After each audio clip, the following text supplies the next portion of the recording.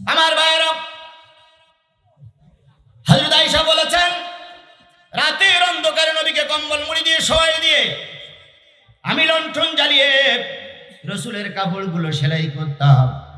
কিছুক্ষণ পরে লণ্ঠনের তেল ফুরায় গেছে, হাতের সুচটা পড়ে গেছে।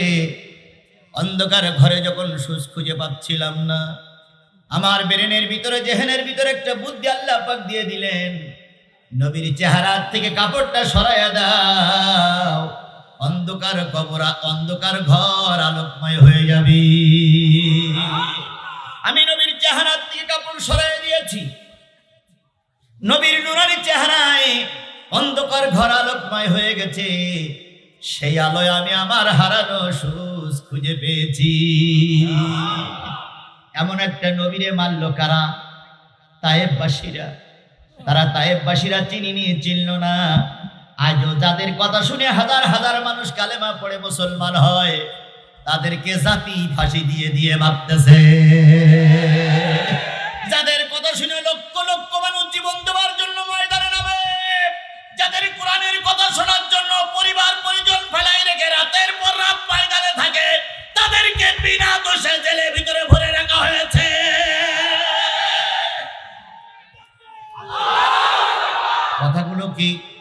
কথাগুলো কি আমি বানাই বলতেছি না, সঠিক কথা। আরো জোরে বলুন, কথাগুলো বানানো না, সঠিক কথা। আমার ভাইরা, আল্লাহ নবী 3 জায়গায় মার খেলেন। এক পর্যায়ে নবীজি বেহুশ হয়ে পড়ে গেলেন।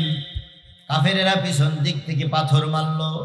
পাথরের স্তূপ এত হলো যে নবীর কোনো চেহারা আকার ইঙ্গিত দেখা যাচ্ছিল না। নবীর কিছুই দেখা যায় না, নবী পাথরের তলদেশে পড়ে গেছে। তায়েফের যুবকেরা নবীজির ওই পাথরের পরে দাঁড়িয়ে ব্যঙ্গ করতে লাগলো, লাফালাফি করতে লাগলো, আর বলল, কুতিলা মুহাম্মদ, কুতিলা মুহাম্মদ, কুতিলা মুহাম্মদ, মুহাম্মদ মারা গেছে। মুহাম্মাদের লাশের পরে যারা নাচানাচি করেছিল, সেই জাতি পৃথিবীতে এখনো আছে না? না, মুহাম্মাদের আনা কোরআন যে হাফেজের হৃদয়ের ভিতরে থাকে, ওই হাফেজকে সাপের মতন পিটাইয়ে পিটাইয়ে রাজপথে মেরে যারা ওদের পরে নৃত্য করেছে, নিঃসন্দেহে ওরা কাফেরের জন্ম, নিঃসন্দেহে আবু জেহেলের চামচা।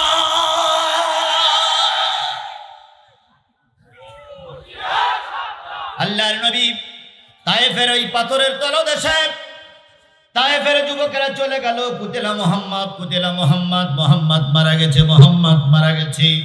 আনন্দ করতে করতে চলে গেল। কিছুক্ষণ পরে জায়েদ ফিরে আসলে এসে দেখে শুধু পাথর আর পাথর, কিছুই তো দেখা যায় না। পাথরগুলো পরিষ্কার করে নবীকে বাহির করলে আল্লাহর নবীর কান ফেটে গেছে, নাক ফেটে গেছে, নবীজির গাল ফেটে গেছে, নবীজির শুধু মোবারক ফেটে গেছে, নবীজির কপাল ফেটে গেছে, রক্তে নবী লাল হয়ে গেছে। তবুও নবী এখনো বেঁচে আছে বলে মনে হয়। হযরত জায়েদ বলেন, আমি বাহু পরে রেখে, কাদের পরে রেখে নবীকে সেবা শুশ্রূষা করতেছিলাম আর কাঁদতেছিলাম, আল্লাহ তোমার নবীকে মনে হয় আর দেখা হবে না। কিছুক্ষণের ভিতরে নবী একটু চোখ মেলে তাকালেন, তাকাই বলেন, জায়েদ, তায়েফের যুবকেরা আসে না, সব চলে গেছে। কই, ইয়া রাসূলুল্লাহ, কেন? কই, এবার যদি আমাকে আবার মারে, আমি নবী আর হয়তো বাঁচতে পারবো না। দেখো তো তুমি, তায়েফের যুবকেরা চলে গেছে না আছে? জায়েদ টিলার পরে যেই দেখলেন যে তায়েফের যুবকেরা সব চলে গেছে, ইয়া রাসূলুল্লাহ, ওরা চলে গেছে। নবী বললেন, জায়েদ, এখন কোন সময়? এখন আসরের রক্ত, চলে যাব ভাব। নবীজি বললেন, জায়েদ, একটু উজুর পানি নিয়ে এসো। জায়েদ অনেক কষ্ট করে উজুর পানি নিয়ে আসলেন। নবীজি উজু করলেন, সালাতুল আসরের নামাজ পড়লেন। নামাজ পড়ে যখন রাসূল জাতির কথা চিন্তা করছিলেন, তখন জিবরিল এসে বললেন, ইয়া রাসূলুল্লাহ, আকাশের দিকে তাকাই দেখেন বড় বড় পাথরগুলো চক্কর দিচ্ছে। একটা বার আপনি বলবেন ওদেরকে পিষে ডালা করে মারতে, আমি মারার জন্য তৈরি। নবীজি বললেন, জিবরিল, সব লোককে যদি পিষে ডালা করে মেরে দাও, সব লোককে যদি মেরে দাও, কালেমার দাওয়াত কার কাছে দেব? আমি নবী ওদের ক্ষমা করে দিলাম, আল্লাহরে বলিও আল্লাহ যেন ওদের ক্ষমা করে দেয়। তাহলে পাথরের মার খাওয়ার পরেও নবী জাতিরে কি করলেন? মুসলমান কথা বলেন, নবী জাতিরে কি করলেন? আর আমাদের ভিতরে কিছু কুচক্কুরে মহল, কুচক্কুরে জাতি আছে, এরা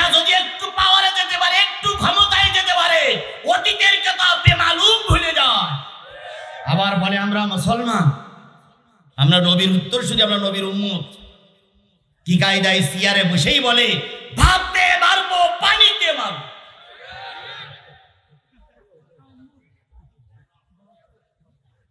ক্ষমার চাইতে বড় আদর্শ পৃথিবীতে আর কিচ্ছু নাই। কথা বলে ঠিক না ঠিক? যে ক্ষমা করতে পারে না সে আল্লাহর বান্দা না। অথচ আজকে আমার সমাজে সবচেয়ে বড় সমস্যা হচ্ছে কেউ কাউকে ক্ষমা করতে পারে না, কেউ কাউকে সহ্য করতে পারে না। যে যখন চেয়ারে বসে সে মনে করে আমি যতক্ষণ বেঁচে আছি চেয়ার ছাড়া ছাড়ি। তাহলে যে নবী এত অত্যাচারের পরেও মানুষকে ক্ষমা করে দিয়েছিলেন সেই নবীর নামে দুরূদ আর সালাম সকলে মিলে বলছি সাল্লাল্লাহু। রাসূল আমার ভালোবাসা, রাসূল আমার আলো আশা, রাসূল আমার প্রেম বিরহের মূল আলোচনা, রাসূল আমার কাজে কর্মের অনুপ্রেরণা, রাসূল আমার ভালোবাসা। নেতার মতন নেতা আমি পাই না যখন খুঁজে, কান্দি এবং কান্দি শুধু এই দুটি চোখ বুজে, তখন তোমার বদর উহুদ যোগায় মন্ত্রণা,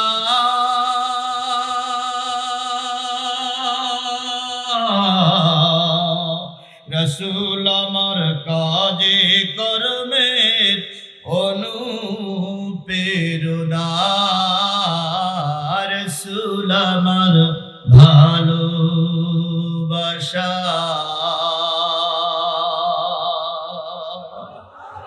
সেই নবীর নামে আবারও দুরূদ আর সালাম সকলে মিলে বলছি সাল্লাল্লাহু আলাইহি ওয়াসাল্লাম। বন্ধুগণ, অনেক দিন পর শিবগঞ্জের মাটিতে আসা হয়েছে। আমরা আসতে চাই, কিন্তু কিছু লোকের কারণে আমরা আসতে পারি না। বাঘ যেমন আসলে কিছু লোক ভয় পায়, আজিজুল ইসলাম জিহাদের নাম শুনলে কিছু লোক ভয় পায়। নেতারা মঞ্চে বসে আছেন, ইতিমধ্যে 50 মিনিট আমার আলোচনা হয়ে গেছে। আমি আস্তে আস্তে শুনছিলাম, নেতারা বলতেছিল রাজনীতির কোনো কথা হবে না, তারপরে রাষ্ট্রদ্রোহী কোনো কথা হবে না। আমি 50 মিনিট কথা বলেছি, কোন জায়গায় রাষ্ট্রের বিরুদ্ধে কথা বললাম? তাহলে আমার দিয়ে আপনি ভয় পান কেন? আমি এমন কি পাগলা ভাল্লুক যাতে সেইভাবে কিছু লোক কয় এই লোক আসলে সমাজ উলট পালট হয়ে। আমি ওয়াজ করি কয় ঘন্টা? 2 ঘন্টারও কম সময় ওয়াজ করি। ওয়াজ 2 ঘন্টা করে যদি এই শিবগঞ্জ উলট পালট হয়ে যায়, আপনি 50 বছরের নেতা 50টা বছর কি ঘোড়ার ঘাস কেটে বেড়াইছেন আপনি?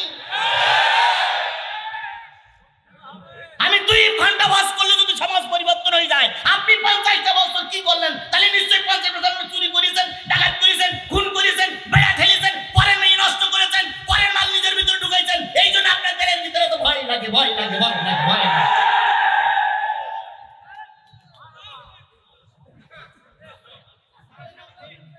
আমরা রাজনীতি করার জন্য এখানে আসিনি।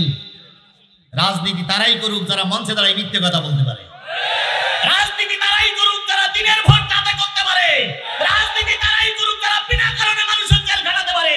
রাজনীতি তারাই করুক যারা বিনা কারণে মায়ের কোল খালি করতে পারে। আমরা এগুলো পারিও না, আমরা ও রাজনীতি করিও না। আমাকে ডেকে এনেছেন কি বলার জন্য? আমি কোরআন থেকে কথা বলছি, কোরআন থেকে কথা বলছি, হাদিস থেকে কথা বলছি। হ্যাঁ, কিছু কিছু কথা আসবেই। চোরের চোর বলা যাবে না, কে বলেছে চোরের চোর বলা যাবে না? ডাকাতিরে ডাকাত বলা যাবে না, কে বলেছে ডাকাত বলা যাবে না? চুরি করলে হাত কেটে দাও, যদি চুরি করলে হাত কেটে দাও কোরআনের ভিতর থাকে। আপনি চুরি করেছেন, আপনার হাত কেটে দিতে হবে, এ কথা বললে আপনার গা জ্বালা করে কেন?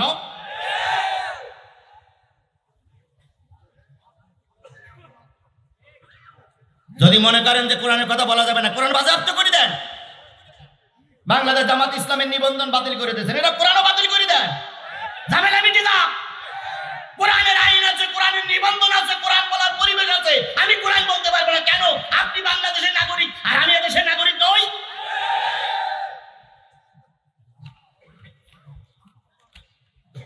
তাহলে আজকের এই মাহফিলের নাম কি? তাফসিরুল মাহফিলে কোরআনের তাফসির হোক, এটাকে আপনারা চান? সবাই মিলে চান? আওয়ামী লীগ, বিএনপি, জাতীয় পার্টি, জামাত ইসলামের লোক সব তোমরা মুসলমান নাকি? আমার দেশের প্রধানমন্ত্রী মুসলমান, 5 ওয়াক্ত নামাজ পড়ে, তিনি তো চাই কোরআন চলুক। তিনি ফজরের নামাজ পড়ে কোরআন তেলাওয়াত করে সমাজের কাজ করার জন্য বাহির হয়, আর আপনি ঘরে বসে বসে আইন করে কোরআনের মাহফিল বন্ধ করে দেন। আপনি তো প্রধানমন্ত্রীর লোক না, আপনি তো শয়তানের লোক। প্রধানমন্ত্রী কোরআনের পক্ষে, আপনি বন্ধ করেন কেন? তাহলে বোঝা গেল আমাদের প্রধানমন্ত্রীও কোরআনের পক্ষে। আজকের মাহফিলে কোরআনের মাহফিল, কথা বলেন ঠিক না বেঠিক? কোরআনের মাহফিলে কোরআনের কথা হবে। থাকবেন তো আপনারা? কারা কারা থাকবেন না তারা হাত তোলেন।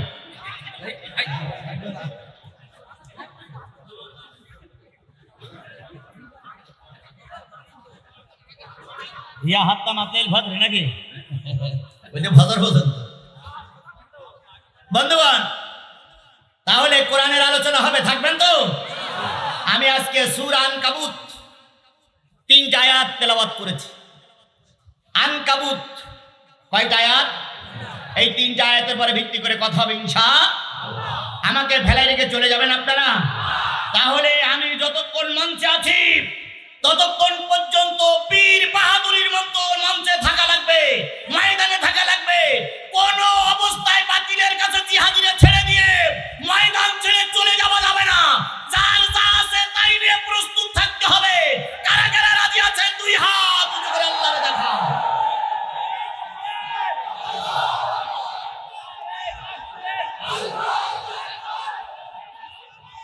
হকদামান হকদামান, আল্লাহু আকবার।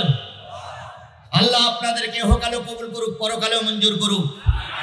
আমরা শপথ করেছি কিসের পক্ষে থাকবো? আপনার শপথ করা, আপনার হাত উঁচু করাকে আল্লাহ দেখেছে, দেখেছে। আমি কোরআন নিয়ে হাত উঁচু করেছি, কি বলতে চাই? আর আপনারা হাত উঁচু করেছেন, কি শুনতে চান?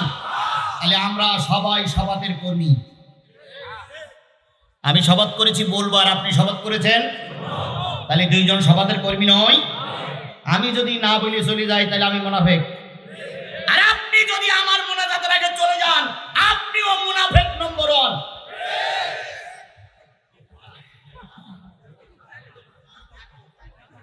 এইবার খেয়াল করবেন যে মুনাফিক কয়টা যায়।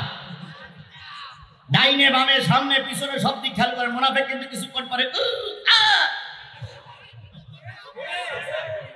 আল্লাহ আমাদের হেদায়েতের জন্য কোরআনকে কবুল করুক, সকলে বলুন আমিন। তাহলে আমি জানেন আমি 12টা পর্যন্ত কথা বলি, ইতিমধ্যে 11টা বেজে গেছে। ইতিমধ্যে 11টা বেজে গেছে, 5 মিনিট বাকি আছে। আমি আর যদি 1 ঘন্টা কথা বলি, থাকবেন তো? আল্লাহ আপনাদেরকে কবুল করুক, সকলে বলুন আমিন। কোন সূরা? আনকাবুত। আনকাবুত একটা কোরআন শরীফের সূরা। আনকাবুত শব্দের অর্থ কি? মাকড় আশা। মাকড় আশার জাল বনে। মাকড় আশা যখন খুশি তখন জাল বনে, যেখানে খুশি সেখানে জাল বনে। মাকড় আশার জালটা দুর্বল, কিন্তু তাদের বুদ্ধি অনেক বেশি। ওই দুর্বল জাল নিয়ে মনে করে অনেক কিছু ধরবো। একটু বাতাস আসলেই মাকড় আশার জালটা যেমন সব শেষ হয়ে যায়। কাফের মুশরিক বেদিন জালেমেরা মনে করে অনেক কিছু করবো, একটু বাতাস আসলেই মাকড় আশার জালের মতন সব উড়ে যাবে। الذين آمنوا يقاتلون في سبيل الله والذين كفروا يقاتلون في سبيل الطاغوت فقاتلوا أولياء الشيطان إن كيد الشيطان كان ضعيفا। জেনে নিও শয়তানের দলেরা সব সময় দুর্বল। আজকে মনে হচ্ছে শয়তানের দলেরা অনেক কিছু করতে যাবে, আর কিছু করে ফেলবে। না রে ভাই না। ফেরাউন অনেক বছর রাজত্ব করেছিল, ফেরাউন গেছে না আছে? ফেরাউনের দরবারে মুসা চাইছিল আমার নিবন্ধন দাও। মুসা ফেরাউনের কাছে বলিল নিবন্ধন দাও। নিবন্ধন মানে রেজিস্ট্রেশন করা। রেজিস্ট্রেশন বোঝেন? ছেলেপিলেরা 9 উঠে কি করতে হয়? রেজিস্ট্রেশন করতে হয় পরীক্ষা দেওয়ার জন্য। এই নিবন্ধন মানে এটা অনুমতি বাবা। আমরা জন্ম নিবন্ধন করি না। জন্ম নিবন্ধন মানে জন্ম সনদটা ওখানে যেটা রেজিস্ট্রি করি নেস্টে, এর নাম হলো নিবন্ধন। এখন রাজনীতি করতে গেলে একটা নিবন্ধন লাগবে, চলাফেরা করতে গেলে একটা নিবন্ধন লাগবে।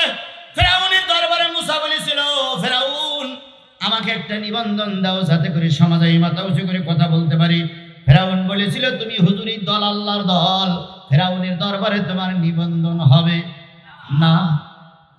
নমরুদের দরবারে ইব্রাহিম খলিলুল্লাহ জাতির আব্বা নিবন্ধন চেয়েছিল, নমরুদ নিবন্ধন দেয় নাই। আবু জাহেলের দরবারে নবী মুহাম্মদ নিবন্ধন চেয়েছিল, নিবন্ধন দেয় নাই।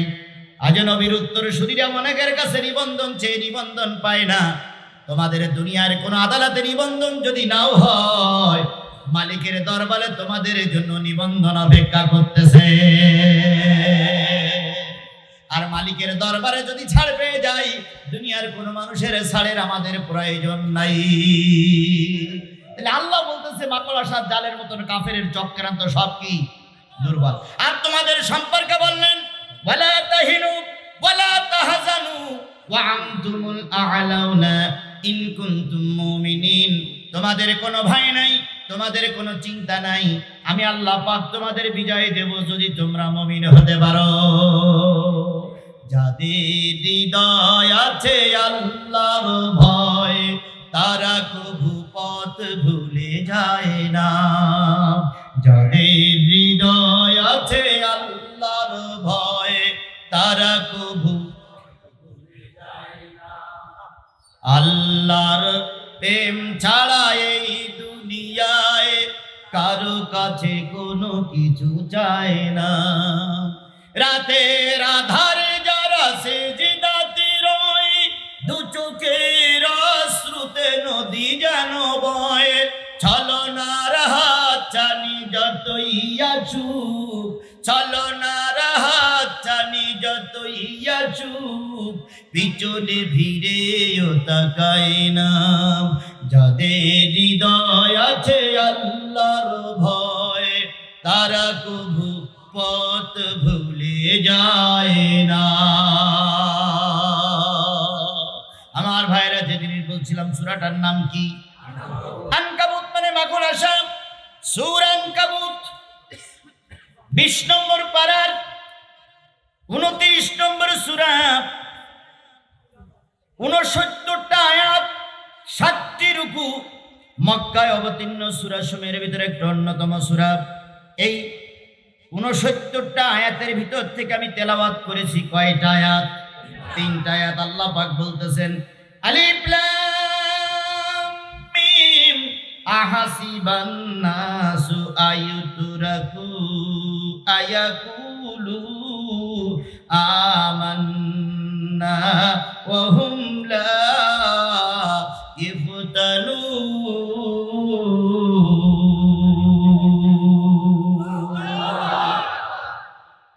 আলিফ লাম মানে আলিফ লাম মিম, এই 3টে শব্দের অর্থ আল্লাহ ছাড়া আর কেউ। অর্থ কি কেউ জানে না? নবীও জানতেন না, কোন সাহাবী আজমাইন জানতেন না, কোন মুফাসসির জানে না, আমিও জানলাম না। আহাসিবান নাস, মানুষ কি মনে করেছে, আইয়ুতরাকু এই কথা বলেই ধারণা করেছে, আয়াকুলু তারা বলবে আমান্না ওয়া হুম লা ইফতানুন, আমরা ঈমান এনেছি অথচ আল্লাহ তাদের কোনো পরীক্ষা করবে না। মানুষ কি ধারণা করেছে এই কথা বলে পার পেয়ে যাবে আমরা ঈমানদার, অথচ তাদের কি হবে না? পরীক্ষা হবে না। পরীক্ষা ছাড়া ভালো ছাত্র যেমন বোঝা যায় না, ঈমানদার না বেঈমান পরীক্ষা ছাড়া বোঝা যাবে না। আমাদের সমাজে কিছু লোক আছে, তারা বলে আমরা বুখারী, মুসলিম, সিয়াসিত্তা, আবু দাউদ, নেসাই, তিরমিজি সব পড়েছি, অথচ উনি ফুটপাতে গান গিয়ে টাকা আয় করে। আবার উনি আবার ঝুড়িতি করে কারেন্ট বিক্রি করে। ওনারা বলে আমরা কি ইসলাম কিছুই বুঝি না। আমাদের দেশের একজন বড় সিয়ারের নেতা বলেছিলেন, আমরা কি কোরআন হাদিস কম বুঝি? আমরাও কোরআন হাদিস বুঝি, আমরা মুসলমান। লাকুম দীনুকুম ওয়ালিয়া দীন, বুখারীর হাদিস।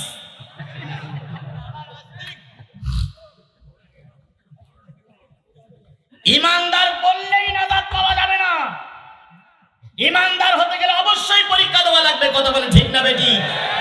আয়াকুলু আমান্না হুম লা ইফতানুন, তুমি ইমানদার বলেছো তো পরীক্ষা হবে না, এটা হতে পারে না।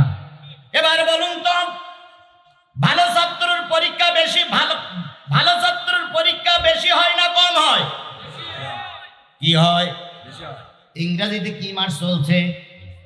নভেম্বর শেষের পথে ক্লাস 10 পর্যন্ত ছেলে মেয়েদের পরীক্ষা হচ্ছে। কথা বলেন ঠিক না বেটি? পরীক্ষা হয়ে গেছে, নাই হবে, নাই হচ্ছে, তিনটের একটা পরিবেশ আছে, হচ্ছে পরীক্ষা। এই পরীক্ষায় যারা ঠিক মতন লেখাপড়া করেছে তারা পরীক্ষার জন্য আনন্দিত হয়। কথা বলেন ঠিক না বেটি? আর যারা লেখাপড়া করি নাই তারা চিন্তা করে, আল্লাহ এবছরও যেন পরীক্ষা না হয়, এবছরও যেন করোনা দেখা দেয়।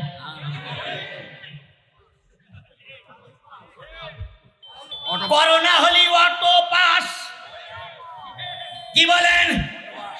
যারা এক সময় আমার দেশে 153টা আসনে বিনা প্রতিদ্বন্দ্বিতায় পাশ করে গিয়েছিল, তারা এখন দোয়া করতেছে, আল্লাহ আমার বিপক্ষে যেন কেউ না দাঁড়ায়।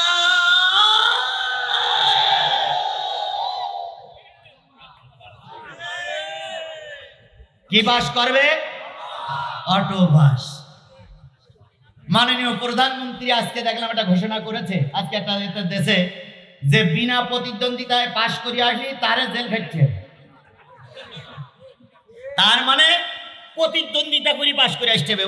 প্রধানমন্ত্রী বলে দিয়েছে 153-51 জন যদি বিনা প্রতিদ্বন্দ্বিতায় পাশ করে তাহলে আর ভোট করা লাগে? কোটি কোটি টাকা খরচ করে লাভটা কি? আর আমার দেশে এখন কুরবানির গরু বিক্রি হচ্ছে। কুরবানির গরু বছরে কয়বার ওঠে? একবারই ওঠে। আর যার টাকা বেশি থাকে সে কিনে নিয়ে আল্লাহু আকবার বলে দেয়। আমার দেশে রাজনীতি অঙ্গনে এখন কুরবানির গরু বিক্রি হচ্ছে। টাকা আছে বেশি কিনে নিচ্ছে, নমিনেশন দিয়ে দিচ্ছে। এই যে খেলোয়াড় একজন নমিনেশন পাইল, জীবনে রাজনীতি করেনি, তুমি বেটা রাজনীতির কি বোঝো? সারা জীবন নভেল নাটক করে, সারা জীবন সিনেমা জগতের লোক, ও রাজনীতি করিনি, ময়দানে মাই খায়নি, ও ময়দানের লোকের সুখ দুঃখ বোঝে না, ও এখন ভোটে দাঁড়িয়ে এমপি হবে, এমপি হবে, এমপি হবে। এরা হলো কুরবানির গরু। টাকা দিয়ে কেনা বেচা হচ্ছে। কথা বলেন ঠিক না বেঠি? যারা প্রকৃত রাজনীতি করে চেয়ারম্যান হয়েছে, এমপি হয়েছে, এদের সমাজে মূল্য কম। কুরবানির গরুর মতন কিছু লোক বেচা কেনা হচ্ছে। আমার ভাই, আল্লাহ বলতেছে যে কাজে যাও পরীক্ষা দিয়ে যাও, তাতে সুফলাফল আসবে। কথা বলেন ঠিক না বেটি? পরীক্ষা ছাড়া যদি পাস করে সেই ছাত্রের চাকরি দিলে যেমন চাকরিতে উন্নতি হয় না, কোম্পানিতে উন্নত হয় না, রাজনীতি যারা করে না তারা যদি দেশের নেতা হয়ে যায় ওই দেশের কোনো উন্নতি দেখা যেতে পারে না। হঠাৎ করে একটা লোকের যদি এই চেয়ারে বসাই দেন যে আপনি ওয়াজ করেন 2 ঘন্টা, ওর কাপড় নষ্ট হয়ে যাবে। তাহলে পরীক্ষা দিতেই হবে। কথা বলেন ঠিক না বেঠিক? আমরা পরীক্ষা দিতে রাজি আছি না নাই? আল্লাহরে বলি আল্লাহ পরীক্ষা নাও, আল্লাহরে বলি আল্লাহ পরীক্ষা নাও, যত কষ্ট দিয়ে পরীক্ষা নিতে পারো নাও, কিন্তু দয়া করে তুমি যেন আমাদের ফেল করায়ও না। এখন কি দিয়ে পরীক্ষা নেবে সেটা কোরআন শরীফে আছে না নাই? আল্লাহ বলতেছেন ওয়ালা নাবলুওয়ান্নাকুম বিশাইইম মিনাল খাউফি ওয়াল ونقص من الأموال والأنفس والثمرات وبشر الصابرين।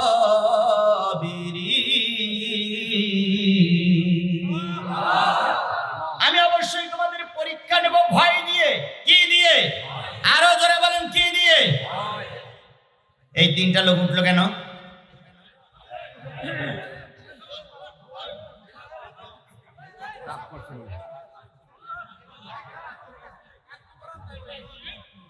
শোনেন, আমি কিন্তু সময় বলেই দিয়েছি, কমপক্ষে 30,000 লোক আমার সামনে বসে আছেন।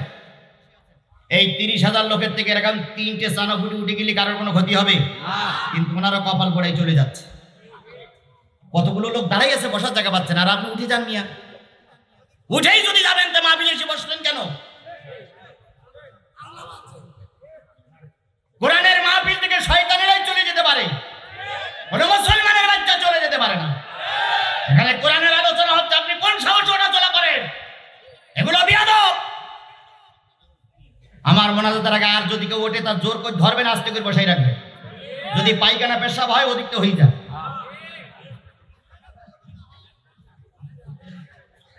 ফাজলামি করবেন যাত্রা গানে যেই করবেন, সিনেমায় যেই করবেন, নেতার সমাবেশে চেয়ার ছোড়াছড়ি করবেন, এটা নেতার সমাবেশ নয়, এটা যাত্রা গান নয়, এটা হিন্দুদের পুতুল পুজো নয়, এটা আল্লাহর কোরআনের মাহফিল।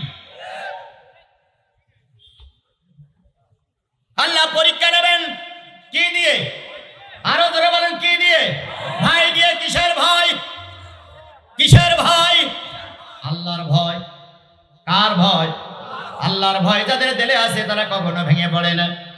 এখন আল্লাহর ভয় কি আপনাদের দিলের ভিতরে আছে? আছে? বুকে হাত দিয়ে বলেন তো আছে? আছে? আমারও আছে। কিন্তু দেখেন সমস্যা কি, এখানে 30,000 লোক আমরা ওয়াজ শুনতেছি, আর মহিলা যে কয় হাজার আল্লাহই ভালো জানে। মহিলা যদি 20,000 হয় তাহলে 50,000 লোক আমরা কোরআনের কথা শুনতেছি। হঠাৎ করে যদি শিবগঞ্জ থানা থেকে 4 জন পুলিশ আসে, আসুক তো বলতেছে, 4 জন পুলিশ এসে এই পাশে এসে যদি এই চেয়ারে বসে রিভলভারটা রেখে দেয়, আর যদি বলে হুজুর বাড়ি কোথায় আপনার, যা বলতেছেন আমরা বলে ফিরে যাওয়া লাগবে, হিসেব কিতাব করে শুধু এই 2-3টে কথা বলবো। এখানে 12 লোক বলবে খোকা বাড়ি হাট, হুজুর তো মরিস আর আমাদেরকে মরিস। এরকম কথা বলার লোক নাই? নাই? যদি নাই থাকতো তাহলে ময়দান বাতিলিরা দখল করে কি করে? যদি নাই থাকবে তাহলে বামপন্থীরা ময়দান দখল করে কি করে? তুমি আর আমি কোরআন নিয়ে ময়দানে নামলে বাতিলেরা জুতা পাই দেওয়ার সময় পায় না। জাতি বড় হতভাগা, জাতি বড় হতভাগ। চোরেরা ডাকাতিরা রাজত্ব করে বেড়াচ্ছে, আর আলেম ওলামারা জেল খেটে মরতেছে। বুবুলি বলি একজন নারী বিয়ের আগে মা হলো, মাহিয়া মাহি যিনারা বিয়ের আগে ধর্ষণে ধরা পড়লো, তারাই এখন রাজনীতির টিকিট পায়, তারাই নমিনেশন এমপি হওয়ার জন্য নমিনেশন সাবমিট করে, তারাই পাওয়ার পায়। আর বিশ্বনন্দিত আলমকে পুশ করে বিনা অপরাধে বেরিয়ে দেওয়া হয়। গোটা বিশ্বের সব মানুষ জানে আল্লামা সাঈদী স্বাভাবিক মৃত্যুবরণ করেনি, আল্লামা সাঈদীকে পুশ করেই মেরে দেওয়া হয়েছে, এটা সবাই জানে। আলেমেরা মারা যায় আর তোমরা আনন্দ করো, আর ধর্ষণকারিনী তারপরে জেনাকারিনীরা সমাজে মাতব্বরি করে বেড়ায়। আমি আমার কোরআন শরীফ ছুঁয়েই বলতেছি, সত্য কথা বলতেই হবে আমাকে। আল্লাহ রসুল বলেছেন, মানসুইলা আনিল মিন আলিমাহু সুম্মা কাতামাহুল জিমু ইয়াউমাল কিয়ামাতি বিলিজামিন মিনান নার। যদি কোনো ব্যক্তি সত্য জানার পরে গোপন করে, কিয়ামতের দিন আগুনের কেউসি দিয়ে ওই হুজুরি জিহ্বা কেটে জাহান্নামে নিক্ষেপ করা হবে। আমাকে এখানে ডেকে এনেছেন সত্য কথাটুকু বলার জন্য। কথা বলেন ঠিক না বেঠিক? আমি কোরআন শরীফ শপথ করে বলতেছি, 2014 সালে আমি ভোট দিতে পারিনি। 2018 সালে আমার ভোট দিতে যাওয়ার আগেই ভোট কাউন্টার হয়ে গেছিল রাত্রি। আমি কোরআন শরীফ শপথ করে বলতেছি। সুতরাং এবার 2024 সালে আমি ভোটটা দিতে চাই। কথা বলেন ঠিক না ঠিক? কোন দল ক্ষমতায়, কোন দল নেতৃত্ব পেল আর কোন দল নমিনেশন পেল ওটা আমার জানার বিষয় নয়। আমার মনোনীত প্রার্থীকে আমি 2024 সালের জানুয়ারি মাসে ভোটটা দিতে চাই। যদি কেউ বাধা দাও তাহলে বুঝবো তুমি এদেশের কলঙ্কিত মায়ের কলঙ্কিত সন্তান।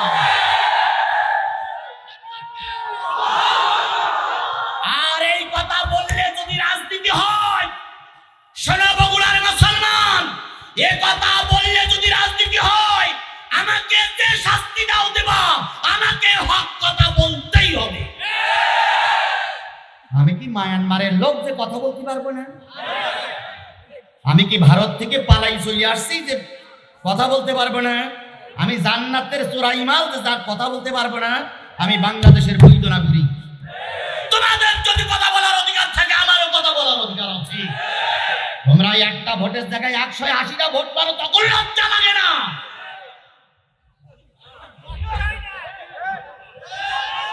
কোরআনের কথাগুলো বললি তোমাদের এত কলিজায় জ্বালা করে কেন?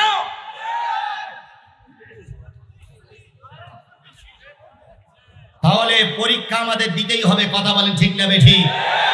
পরীক্ষা নেবে আল্লাহ কি দিয়ে? কার ভয়? আল্লাহর ভয় কার দিলে আছে না না আছে, এটা আল্লাহ পাক পরীক্ষা করে দেখবি, কথা বলেন ঠিক না বেঠি? যারা আল্লাহর ভয় করে তাদের পরীক্ষা দেওয়া লেগেছে না লাগেনি? সবচেয়ে ভয়ের মানুষ ছিল নবীরা। নবীদের চাইতে ফার্স্ট ক্লাস ইমানদার আর পৃথিবীতে কেউ। নবীদের পরীক্ষা বেশি হয়েছে না কম হয়েছে? আল্লাহ নবী ইব্রাহিম কালেমার দাওয়াত দেওয়ার কারণে নমরুদের অগ্নিকুণ্ডে ভর্তি হয়েছে। হযরতে মুসা আলাইহিস সালাম কালেমার দাওয়াত দেওয়ার কারণে মুসা আলাইহিস সালামকে নিজের দেশ ছেড়ে পালায়ে যেতে হয়েছে। আমার নবী কালেমার দাওয়াত দেওয়ার কারণে শিয়াবে আবু তালেবে 3.5 বছর কষ্ট করতে হয়েছে। তায়েফে মার খেতে হয়েছে, কথা বলি উহুদে রক্ত দিতে হয়েছে, বদরে রক্ত দিতে হয়েছে। এভাবে করে যত মানুষ ধর্মের কথা বলবে যুগে যুগে তাদের পরীক্ষা দেওয়া লাগবে। আজও যারা ধর্মের কথা বলতেছে তাদের পরীক্ষা একের পর এক হতেই আছে। আমার বন্ধুগণ, বাংলাদেশের প্রায় সব মুসলমান, শতকরা 90% মুসলমান আবু হানিফা রাহমাতুল্লাহ আলাইহির অনুসারী। আবু হানিফার অনুসারীরা কোন জায়গায় হাত বাঁধি আমরা? নাবির নিচে, নাবির উপরে। আহলে হাদিসওয়ালারা বুকের পরে। আর একটা মাযহাব আছে তারা কোনো জায়গায় হাত বাঁধে না, কোনো জায়গায় হাত বাঁধে না। নাবির উপরেও বাঁধে না, নিচেও বাঁধে না, কোনো জায়গায় বাঁধে না, হাত ছেড়ে দিয়ে রাখে। আমি চিন্তা করি নামাজ পড়ে না এর কি মানে? তারপরে এই মাযহাবের লোক আছে তারা হাত ছেড়ে দেয়, একবার হাত ছেড়ে দেয়, কোনো কোথায় বাঁধেই না। নামাজ পড়তেছে কিনা বোঝা যায় না। যাই হোক, পৃথিবীতে সবচেয়ে আবু হানিফা রাহমাতুল্লাহ আলাইহির অনুসারী বেশি। এই আবু হানিফা রাহমাতুল্লাহ আলাইহি যখন কালেমার দাওয়াত দিচ্ছিলেন তখন ইরাকের মুসলমান এক শাসক আবু হানিফার বিরুদ্ধে চলে গেল। আবু হানিফাকে জোর করে একটা ফতোয়া দেওয়ার কথা বলা হলো। আবু হানিফা রাহমাতুল্লাহ আলাইহি বললেন, শোনো ইরাকের রাষ্ট্রপতি, ইরাকের প্রেসিডেন্ট, ওই ফতোয়া যদি কোরআন হাদিসের বিপক্ষে যায়, শরীরে এক ফোঁটা রক্ত থাকা অবস্থায় ওই ফতোয়া আবু হানিফা দেবে না। আচ্ছা, জালেমদের বিরুদ্ধে কথা বললে জালেমরা খুশি হয় না বেজার হয়? জোরে বলেন, খুশি হয় না বেজার হয়? এখানে আমি আসলাম, যদি গোলালু মার্কা ওয়াজ করি, সাধারণ শ্রোতারা বেজার, আলেমেরা বেজার, আল্লাহ বেজার, আল্লাহর ফেরেশতারা বেজার। কিন্তু যারা আমাকে দাওয়াত করে নিয়ে আসে তারা বলে, না হুজুর আপনারা যা বলিলেন তাই করেছেন, সত্যি আপনি একটা। এখানে মঞ্চে যারা বসে আছেন আর পুলিশের ভাইরা যারা উপরে আছেন বা ডাইনি বামে আছেন তাদেরকে বলি, টাকনুর নিচে কাপড় পরলে খুশি হয় কে? টাকনুর নিচে কাপড় পরলে খুশি হয় কে? আর টাকনুর উপরে কাপড় পরলে খুশি হয় কে? এখন যদি টাকনুর উপরে কাপড় পরেন, কিছু লোক আপনারা বলবে রাজাকার, আলবদর, এ মৌলবাদ, এ হলো জামাত শিবিরের লোক। এখন আমি জামাত শিবির বুঝি না, রাজাকার বুঝি না, আলবদর কিছুই বুঝি না। টাকনুর উপরে কাপড় পরলে খুশি হবে কে? আমাকে তাই বলতেছি, কোরআন হাদিসের কথা বললে খুশি হবে কে? আর কোরআন হাদিসের কথা গোপন করলে খুশি হবে কে? আমি শয়তানকে খুশি করতে পারি না, যতক্ষণ বেশি আছি খুশি করব কার? আবু হানিফা তাই জবাব দিল, রে জালেম বাদশা, জালেম শাসক, হতে পারো তুমি মুসলমান, হতে পারো তুমি নামাজি, হতে পারো তুমি কোরআন তেলাওয়াত করা লোক, কিন্তু তুমি আল্লাহর আইনের বিরোধী, কোরআনের বিরোধী, হাসিদের বিরোধী আমি তোমার পক্ষ অবলম্বন করতে পারবো না। সরকারের পাওয়ার আছে, সরকারের ক্ষমতা আছে, সরকারের হাতে বুলেট আছে, সরকারের হাতে প্রশাসন আছে, সরকারের হাতে গ্রেফতার আছে, সরকারের হাতে কি বলে ফাঁসি দেওয়ার অর্ডার আছে। সরকার আবু হানিফাকে গ্রেফতার করলো, গ্রেফতার করে প্রতিদিন সকালবেলা 80টা বেত্রাঘাত করে, রাতে শোয়ার আগে 80টা বেত্রাঘাত করে। সরকারের আইন মেনে নাও। আবু হানিফা বললেন, মারতে মারতে মারতে মারতে যদি মরেও যায় তবু বাতিলের কাছে আমি মাথা নত করব না। আধারে ভয় পেও না, আধারে ভয় পেও না, আলো আছে আড়ালে, বাতিলেরা পালিয়ে যাবে তুমি রাস্তায় দাঁড়ালে। আধারে ভয় পেও না, আধারে ভয় পেও না, আলো আছে আড়ালে, জালিমের জালিমেরা পালিয়ে যাবে, তুমি উঠে দাঁড়ালে। আবু হানিফা রাহমাতুল্লাহ আলাইহি নিজেই একলা একলা যুদ্ধ করতে লাগলেন। সুবহানাল্লাহ বলেন। আমার ভাইরা, এক পর্যায়ে জালেম সরকার, জালেম শাসক যখন দেখলো আবু হানিফা আমার মত মেনে নেবে না, তখন জালেম সরকার টার্গেট নিল নিজেই যাব আবু হানিফার সঙ্গে কন্ট্যাক্ট করার জন্য। বাদশাহ নিজেই আসলেন, এসে আবু হানিফার সঙ্গে কন্ট্যাক্ট করতেছেন। এদিকে আবু হানিফার বুড়ি মা বেঁচে ছিলেন। তিনি জানলার কাছে এসে, জেল দারোগার কাছে এসে বলতেছে, আমাকে একটু ছেলের সঙ্গে দেখা করতে দাও। জানালার কাছে মুখ লাগায় বলতেছে, বাজান রে, রাজা তোর জেলের ভিতরে ঢুকেছে, তোকে কন্ট্যাক্ট করে রাজার পক্ষে নিয়ে যাবে।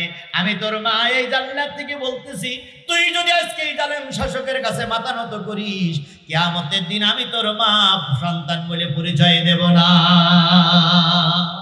যেমন সন্তান তেমন মা। কথা বলেন ঠিক না বেঠিক? মা যদি ভালো হয় সা ভালো হয়, মা যদি ভালো হয় সন্তান ভালো হয়। মা বলে দিল, বাজান নে, তুই যদি জালেম শাসকের কাছে মাথা নত করিস, আমি তোর এই সন্তান বলে পরিচয় দেব না। আবু হানিফা বললেন, মা তুমি নির্ভয়ে চলে যেতে পারো, আমি মারা যাব, আমাকে পুশ করে মেরে দেওয়া হবে, তবু আমি জালেমের কাছে মাথা নত করব না। আবু হানিফা রাহমাতুল্লাহ আলাইহির কাছে সরকার যখন পারল না, এবার সরকারি লোকদেরকে, দালালদেরকে বলে দিল, হুজুরকে পুশ করে মেরে দাও। আজকের হুজুরদেরকে ইনজেকশন করে মারা হয়, আর সেদিন আবু হানিফাকে মারা হয়েছিল খাদ্যের ভিতরে বিষ প্রয়োগ করে। ওনার সামনে খাদ্য দেওয়া হলো, উনি নির্ঘাত বুঝতে পারলেন, আধ্যাত্মিক নেতা বুঝতে পারলেন এর ভিতরে বিষ আছে। উনি চিন্তা করলেন, এই খাদ্য খাইলেই তোমার মৃত্যু হয়ে যাবে। তাই উনি বললেন, এই খাদ্য আমি খাবো না। না না না না, তোমার কথা কেউ শুনবে না। জোর করে খাদ্য পেটের ভিতরে ঢুকাই দেওয়া হলো। আবু হানিফা রাহমাতুল্লাহ আলাইহি বুঝলেন যে এই খাদ্যে আমার মৃত্যু হয়ে যাবে। উনি খাদ্য খাওয়ার পরে সিজদায় পড়ে গেলেন। ওই সিজদা অবস্থায় মৃত্যু হয়ে গেল, তবু ইমানের পরীক্ষায় তিনি ফেল করলেন না। এটার নাম হলো ইমানদার। আমি ঈমান এনেছি, আমানতু বিল্লাহ ওয়া মালাইকাতিহি ওয়া কুতুবিহি। আল্লাহ বলতেছে, তুমি কি মনে করেছো আমি ঈমানদার? এই কথা বলেছি, বলার পরে পার পেয়ে যাবা, তোমাকে কি নেওয়া হবে না? পরীক্ষা নেওয়া হবে না। ওয়ালাকাদ ফাত্তানাল্লাযীনা মিন ক্বাবলিহিম, ইতিপূর্বে অনেকেই চলে গেছে, তাদের পরীক্ষা হয়েছে। পরীক্ষার মাধ্যমে আল্লাহ জেনে নিয়েছেন, ফালিয়ালামান্নাল্লাহুল্লাযীনা সাদাকু ওয়া লা ইয়ালামান্নাল কাযিবিন। আল্লাহ পরীক্ষার মাধ্যমে জানতে চায় কে সত্যবাদী আর কে মিথ্যার উপরে আছে। তুই মাথায় দিলেই যদি মুসলমান হওয়া যায়, আবু জেহেল ছিল মুসলমান। আবু জেহেলের মাথায় টুপি ছিল? ছিল। মুখে দাড়ি ছিল আবু জেহেলের? ছিল। ছিল। গায়ে পাঞ্জাবি ছিল?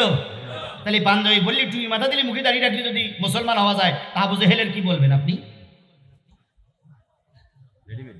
হজ করলে যদি মুসলমান হওয়া যায়, আবু জেহেল জীবনে 40 বার হজ করেছে, তাহলে আবু জেহেল হলো 40তম হাজি। কয়তম হাজি? 40তম হাজি যদি আবু জেহেল হয়, কোরআন হাদিসের বিরোধিতা করে। তুমি মক্কা শরীফ জিয়ারত করেছো, তুমি তাহাজ্জুদ গুজারি মুসলমান হয়েছো, তুমি মসজিদ বানিয়ে দিয়েছো, তুমি মসজিদের মতো আল্লি, তুমি মাদ্রাসা বানিয়ে দিয়েছো।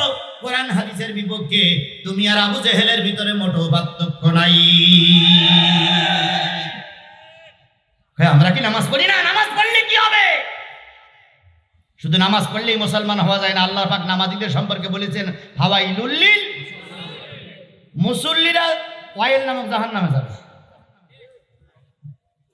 ফাওয়াইলুল লিল মুসাল্লিন, মুসাল্লিরা ওয়াইল নামক জাহান্নামে যাবে। নামাজ পড়ে হবে নাকি? নামাজ পড়ে তুমি কোরআনের শিকড় কাটতেছো, নামাজ পড়ে তুমি আলেমদের বিরোধিতা করতেছো, নামাজ পড়ে বিনা কারণে অন্যায়ভাবে একজন মায়ের সন্তানকে নিয়ে পুলিশের হাতে অন্যায়ভাবে মামলা দিয়ে তুলে দিচ্ছ। কি হবে তোমার নামাজ? নামাজ পড়লেই মুসলমান হওয়া যায় না। এই যে দাড়ি আমি রেখেছি রাসূলের সুন্নাত, কিয়ামতের দিন কোনো দাড়ি রেখে কোনো মানুষ ভেস্তে যেতে পারবে না, দোজখও যেতে পারবে না। দাড়ির প্রস্থটা বড় প্রস্থ নয়, প্রশ্নটা হলো আমলের প্রশ্ন। কথা বলেন ঠিক না বেঠিক? আল্লাহ তাই বলতেছে আমি জেনে নিতে চাই কারা সত্যের পক্ষে আছে আর কারা মিথ্যার পক্ষে আছো। দাড়ি থাক তুমি থাক ওটা বড় প্রশ্ন নয়, প্রশ্ন কারা কোরআনের পক্ষে আর কারা কোরআন বিরোধী। আব্দুল আজিজ দেহলভী নাম শুনেছেন আপনারা? আব্দুল আজিজ দেহলভী রহমাতুল্লাহ আলাইহি ভারতবর্ষের একজন বুজুর্গ আল্লাহর ওলি ছিলেন।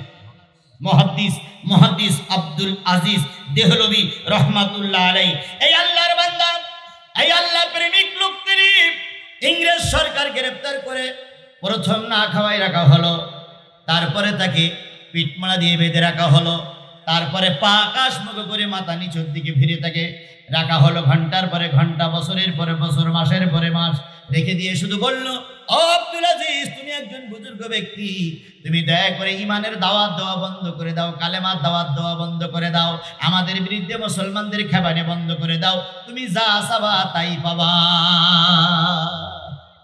মুহাদ্দিস আব্দুল আজিজ দেহলভী রহমাতুল্লাহ আলাইহি ইংরেজদের কথায় কি মাথা নত করেছিলেন? আমি কিন্তু আমার হৃদয়ের চোখ দিয়ে দেখতেছি দুই একজন ওঠাচলা করতেছেন। আমি ওঠাচলা করলে কিন্তু সাংঘাতিক খারাপ মনে করি। আমি কি মোনাজাত করে দেব? মোনাজাত করে দেব? তাহলে এই দুই একজন ওঠে কেন বিয়াদব? আচ্ছা যারা যারা উঠবেন একসঙ্গে ওঠেন তো, ওঠেন, যে কজন থাকে সেই কজন আছে ওঠেন। তাও ওঠে না।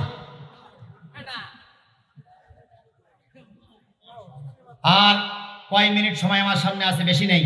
এই কয় মিনিট যেন কাউকে উঠতে দেখি না দেখি। আমি আমার বাবার কথাও বলেছি।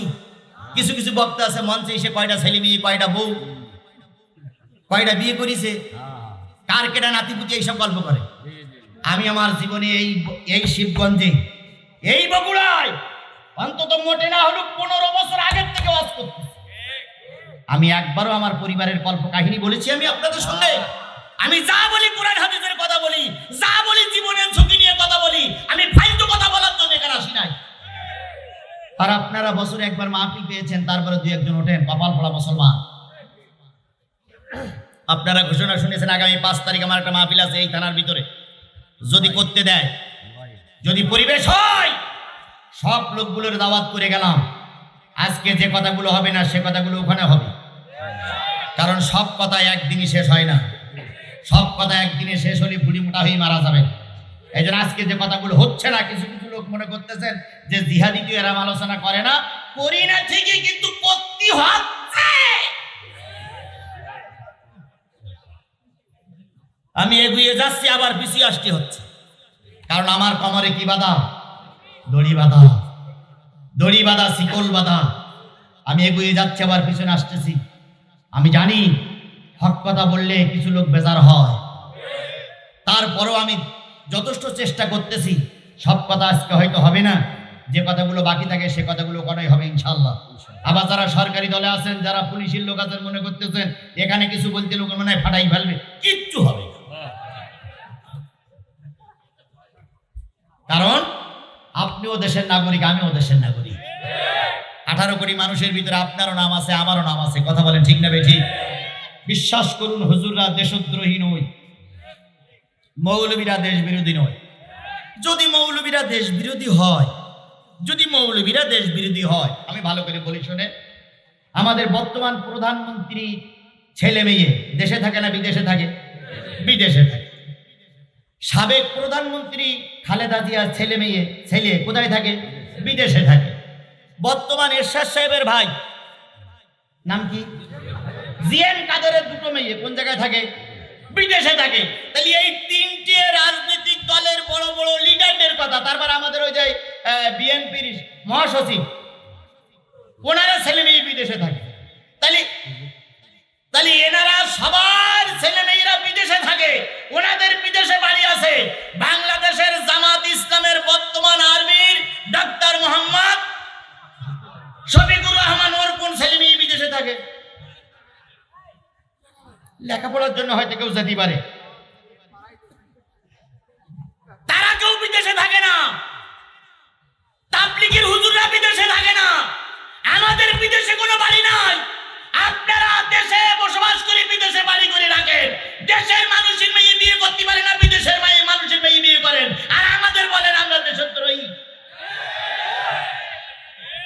তাদের কথা শুনে শয়তানেরও হাসি লাগে। মারা ফেরাউনও লাভ মেরেনি, কয় কিরে এরা ফেরাউনি সেই বাড়াই গেছে। আমরা দেশদ্রোহী নই, আমরা রাষ্ট্রদ্রোহী নই, আমরা এদেশের নাগরিক, এদেশের মঙ্গল কামনা আমরাই করি। তোমরা করতে পারো না, কারণ তোমাদের দুই জায়গায় পা দেওয়া আছে, এদিকতে তাড়া দিলে ওদিক, ওদিকতে তাড়া দিলে এদিক, কিন্তু আমরা তা পারি না। কথা বলেন ঠিক না বেঠিক? এই জন্য আমাদেরকে দেশদ্রোহী বলে জনগণের কাছে কালার করো না। আমরা দেশদ্রোহী নই, আমরা দেশপ্রেমিক। কথা বলেন ঠিক না বেঠিক? আমার ভাই আব্দুল আজিজ দেহলভী যখন আসলেন, ইংরেজরা তখন পাওয়ারে। ইংরেজদের 200 বছরের আমলে শোনা গেছে এমন কোন ভারতবর্ষে গাছ ছিল না যেই গাছে ইংরেজরা আলেমদের ফাঁসি দেয়নি, যেই দেশে মুসলমানদের মারিনি, এমন কোন গাছ ওই ভারতবর্ষে ছিল না। আব্দুল আজিজ দেহলভীকে অত্যাচার করে নির্যাতন করে যখন না পেরেছে, হাত কড়া পায়ে বেড়ি বেঁধে আব্দুল আজিজ দেহলভী রহমাতুল্লাহ আলাইহিকে আন্দামান নিকোবর দ্বীপপুঞ্জে নিয়ে যাচ্ছে। ওখানেই তিনি শেষ সমাধি হবে, মারা যাবে। উনি ইমানের পরীক্ষায় পাশ করেছেন, তাই ওখানে নিয়ে যাওয়া হচ্ছে। এবার ওনার বাড়িতে সংবাদ দেওয়া হলো আগামীকাল সকাল 10টায় আব্দুল আজিজ দেহলভী রহমাতুল্লাহ আলাইহিকে আন্দামান নিকোবর দ্বীপপুঞ্জে নিয়ে যাওয়া হবে। শেষবারের মতন যদি দেখতে চাও জেল গেটে দেখা করুন। স্ত্রী আব্দুল আজিজ দেহলভী রহমাতুল্লাহ আলাইহির স্ত্রী বোরকা পরে, হাত মোজা পা মোজা পরে জেলখানার সামনে আসলেন। ছোট ছোট 3-4টে বাচ্চা বললেন, মা তুমি কোথায় যাচ্ছ? মা বললেন, বাজান রে, তোর আব্বা পরীক্ষায় পাশ করেছে। সুবহানাল্লাহ বলবেন না? তোর আব্বা ইমানের পরীক্ষায় পাশ করেছে, আজকে রেজাল্ট দেবে। সেই রেজাল্টটা কত সুন্দর হয় দেখার জন্য যাচ্ছি। ছোট ছোট বাচ্চাগুলো বলল, মা আমাদেরকে আব্বার রেজাল্ট নেওয়ার জন্য নিয়ে যাও, কারণ আব্বা রেজাল্ট পাবে। ভালো রেজাল্ট ছাড়া আব্বার তো খারাপ রেজাল্ট হতে পারে না। আমরা একটু আব্বার রেজাল্টটা দেখতে চাই। 4টে বাচ্চা নিয়ে আব্দুল আজিজের স্ত্রী বোরকা পরিহিত অবস্থায়, হাজার হাজার জনগণ আপনাদের মতন এরকম লাইন দিয়ে দাঁড়িয়ে আছে। আব্দুল আজিজ দেহলভী রহমাতুল্লাহ আলাইহিকে জেলখানা থেকে বাহির করা হলো। হাত কড়া পায়ে বেড়ি, কোমরে দড়ি বেঁধে যখন রাস্তা দিয়ে হাঁটতে হাঁটতে নিয়ে যায়, আব্দুল আজিজ শান্ত মনে হাঁটি হাঁটি পা পা করে এগিয়ে যাচ্ছে। দুই পাশে বহুত মুসলমান দাঁড়িয়ে আছে, সবাই নীরবে দেখতেছে, কিন্তু কেউ প্রতিবাদ করতে পারছে না। কারণ প্রতিবাদ করলেই জালেম সরকার গুলি করে মারবে, নতুবা মিথ্যা মামলা দিয়ে জেল খাটাবে। আল্লামা সাঈদীর মতন লোক মারা গেল, আব্দুল আজিজ দেহলভীর উত্তরে শুনি মারা গেল। আমরা তার জানাজাটাও ঠিক মতন দিতে পারলাম না, ময়দানে নামতেও পারিনি। নামলি গুলি, কথা বললি জেল।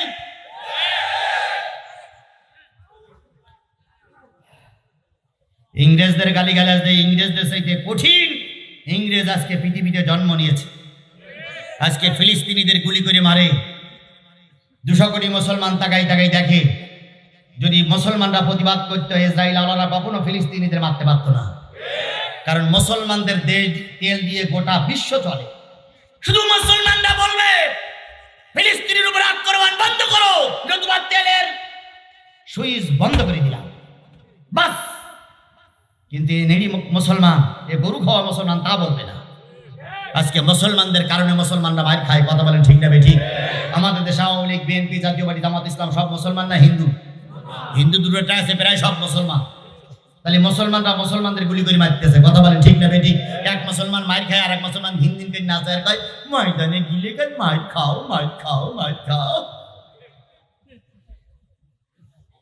আমাদের দেশে কিছু হুজুরদের বিরোধিতার কারণে কিছু হুজুররা জেলখানায়।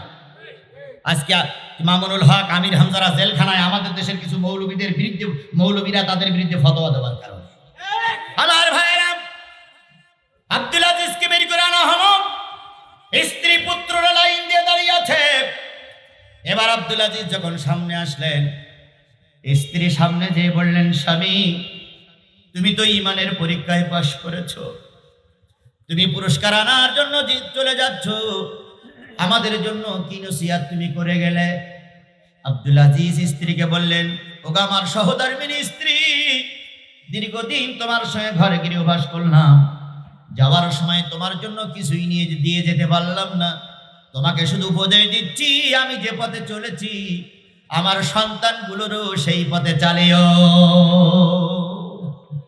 চারটে সন্তান দুই দিক থেকে সে আব্বার হাত ধরে বলতেছে, আব্বু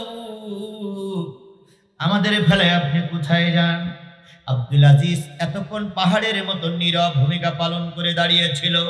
হঠাৎ করে সন্তানদের মুখে যখন আব্বু নামটা শুনলেন, দুই চোখের পানি গড়িয়ে পড়তেছে। আর বাদশাহ সন্তানদের মাথায় হাত দিয়ে বলতেছে, বাজার ইমানের পরীক্ষা দিয়েছি, আল্লাহ পাক রেজাল্ট দিয়েছে, সেই রেজাল্ট আনার জন্য আন্দামান নিকোবর দ্বীপপুঞ্জে যাচ্ছি। আন্দামান নিকোবর দ্বীপপুঞ্জ এমন একটা জায়গা তখন ছিল যেখানে গেলে কোনো পানি নাই, মিষ্টি পানি নাই, সেখানে কোনো খাবার নাই, বাঘ ভাল্লুকের সঙ্গে মোকাবেলা করে বসবাস করতে হয়, নিঘাত সেখানে মৃত্যু। ওই মৃত্যু ওখানে রেখে আসলে কিছুদিন পরে মারা যায়, হাড় কঙ্কালটা ওখানে শেষ হয়ে যায়, এই দ্বীপে তোমাকে রেখে আসা হবে। আমার ভাইয়ের, আমার বন্ধুগণ, আব্দুল আজিজ যখন যাচ্ছিলেন, আব্দুল আজিজের স্ত্রী, আব্দুল আজিজের সন্তানরা এভাবে করে আব্বারে বিদায় দিলেন। তিনি তার ইমানের পরীক্ষা দেওয়ার জন্য কি বলে আন্দামান নিকোবর দ্বীপপুঞ্জে চলে গেলেন। তিনি জীবনের সবকিছু রেখে চলে গেলেন, তবু বাতিলের কাছে, জালেমের কাছে মাথা নত করিনি। ও আমার ভাইয়েরা, আল্লাহ পাক তাই বলতেছে, আমি দেখে নিতে চাই কারা সত্যবাদী আর কারা ইমানের কথাই মিথ্যাবাদী, এটা আমি দেখে নিতে চাই। সুতরাং আজকেও যদি ইমানের বলে সত্যবাদী হন, তোমার আমার পরীক্ষা চলবে না চলবে না? এখন পরীক্ষা যদি হয় পাস করতে চাই, আমরা পরীক্ষা দিয়ে পাস করতে চাই। কারা কারা পাস করতে চান দুই হাত উঁচু করে আল্লাহরে দেখান।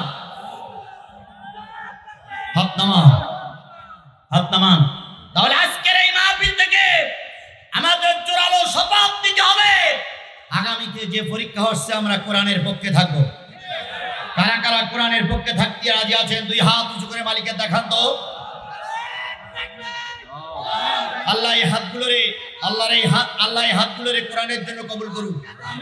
আরো জোরে বলেন আমিন, আরো জোরে আমিন, আরো জোরে আমিন। ওই যে একটা 20,000 টাকা দেখলাম, সেটা কই? আলাল সরকার না, আলাল সরকার বড় 20,000 টাকা দান করেছেন, আল্লাহ কবুল করুক। কেটা কেটা? মোহাম্মদ হজরত আলী সোনান নগদ 500 টাকা দান করেছেন, আল্লাহ সকলের দান একসঙ্গে কবুল করুন, আল্লাহুম্মা আমিন। রব্বানা যালামনা আনফুসানা ওয়া ইল্লাম তাগফির লানা ওয়া তারহামনা লানাকুনান্না মিনাল খাসিরিন। রব্বানা ইন্নানা আমান্না ফাগফির লানা যুনুবানা ওয়া কিনা আযাবান নার। আল্লাহুম্মা রাব্বিরহামহুমা কামা রাব্বায়ানি সাগীরা ওয়া কুর রাব্বিরহামহুমা কামা রাব্বায়ানি সাগীরা। রব্বুল আলামিন, এলাকার সার্বিক প্রচেষ্টার মাধ্যমে লক্ষ লক্ষ টাকা খরচ করে কোরআনের মাহফিল দেওয়া হলো। এই কোরআনের মাহফিল আমাদের সকলের নাজাতের জরিয়া বানায়া দাও। কোরআনের মাহফিলের ইন্তজাম যারা করেছে, শোনার জন্য যারা আসলো, বলার জন্য আমরা যারা এসেছিলাম, আর এই কোরআনের মাহফিলকে টিকায় রাখার জন্য যারা শারীরিক সহযোগিতা করেছে, কিয়ামতের দিন এই মাহফিল আমাদের সকলের নাজাতের জরিয়া বানায়া দিও আল্লাহ। গভীর রজনীতে হাত তুলেছি, অনেকের মা নাই, বাবা নাই, দাদা নাই, দাদি নাই, নানা নানি, আত্মীয় স্বজন, মাতৃকুলে, পিতৃকুলে, শ্বশুরকুলের মানুষগুলো যারা মন মাটি বুকের পরে করে নিয়াম বাগানে, কাঁঠাল বাগানে ঘুমায় গেছে, আজকের এই কোরআনের মাহফিলের ওসিলায় করে তুমি তাদেরকে মাফ করে দাও। আজকের মাহফিলের সভাপতি 1 লক্ষ টাকা দান করেছেন, তিনি সহ যত লোক দান করেছেন সকল দাতার দানগুলো কবুল করে নাও। আল্লাহ তাআলা, আমাদের দেশে 7 জানুয়ারি একটা পরীক্ষা আসতেছে, এই পরীক্ষা কে পাশ করবে আমরা জানি না, তবে এমন একজন লোককে পাশ করাই দিও আল্লাহ, যাদের দ্বারা দেশের কল্যাণ হয়, দেশের উপকার হয়, মুসলমানদের উপকার হয়, ধর্মের উপকার হয়, এমন কিছু মানুষকে আল্লাহ ক্ষমতার মস্তদে বসিয়ে 18 কোটি মানুষের চলাচলের একটা পরিবেশ দয়া করে তুমি তৈরি করে দাও। তোমার দোস্তের খাতিরে আল্লাহ আমাদের দেশটারে তুমি কবুল এবং মঞ্জুর করে নাও। যেই সমস্ত ব্যক্তির কোরআনের কথা বলতে যে শহীদ হয়ে গেছে, আল্লাহ তাদেরকে শহীদ হিসেবে কবুল করে নাও। এই ইউনিয়নের চেয়ারম্যানকে আল্লাহ কবুল করো, আমার মানিক ভাইকে আল্লাহ তুমি কবুল করো। এভাবে করে সকলকে কবুল করে নিয়ে একটা সুন্দর পরিবেশ তৈরি করে দাও। বর্তমান থানার ওসি সাহেব, বর্তমান থানায় যারা দায়িত্ব পালন করছে, তারা অনুমতি না দিলে হয়তো মাহফিলটাই হতো না। তাদের সার্বিক অনুমতির কারণে মাহফিল করেছে আল্লাহ, তাদের পরিবার সহ তাদের সবাইকে তুমি হেফাজত করে নাও। তোমার বন্ধুর খাতিরে আল্লাহ আমাদের সকলের দোয়া কবুল করে নাও। সুবহানা রাব্বিকা রাব্বিল ইজ্জাতি আম্মা ইয়াসিফুন ওয়া সালামুন আলাল মুরসালিন ওয়ালহামদুলিল্লাহি রাব্বিল আলামিন। আসসালামু আলাইকুম।